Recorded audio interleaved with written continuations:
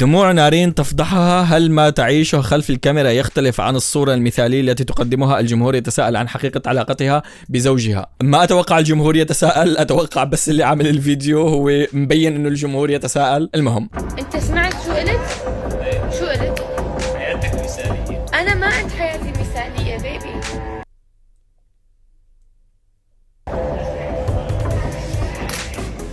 شفتوا يعني؟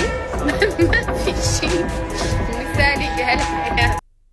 عن جد في للأسف الدنيا بحسها فيها كتير حظ بلعب دور كتير بالحياة.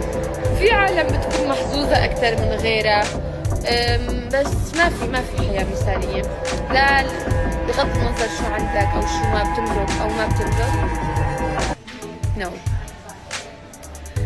هلا أول شيء خلوني هذا اللي عامل الفيديو قدر الصوت اللي موجود بالخلفية اللي ما عم يخلينا نسمع شيء. شكرا كثير لك. أتمنى أنه ينكسر موبايلك. عم بمزح آسف. ما لا أتمنى أنه ينكسر موبايلك. هلا من الواضح أنه في شيء حقيقي هون، بس أنا شايف أنه هذا الفيديو خارج السياق. ما بعرف أنه عن شو عم يحكوا، يعني مثل كأنه هي حكت شغلة وهو عم يحكي لها أنت هيك حكيتي أنه حياتك مثالية، ومن جهة تانية ما بعرف هي عن شو عم تحكي أنه حياتها المثالية، أنه هلا الحياة اللي هي عاشتها وعم تحكي عن الحظوظ والحظوظ. يعني هل هي عم تحكي عن الحياة اللي عاشتها حاليا ولا عم تحكي كيف كانت والله ما بعرف. بس اللي فيني اعرفه انه انت بهذا المستوى بالحياة اللي موجودة فيه فيني يكون متأكد بنسبة ثقة كتير كبيرة، ولك انا لساتني تارك هيدي هلا لا شفتها.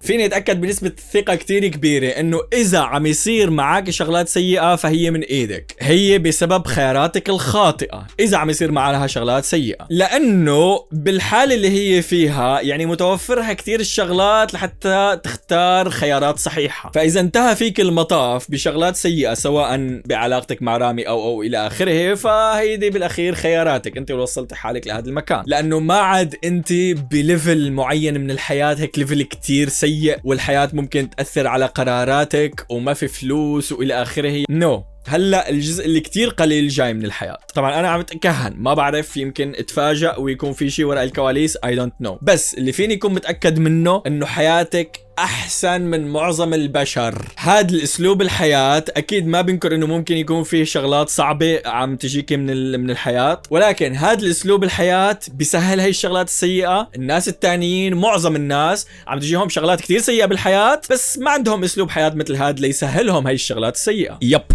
هذا تقييمي.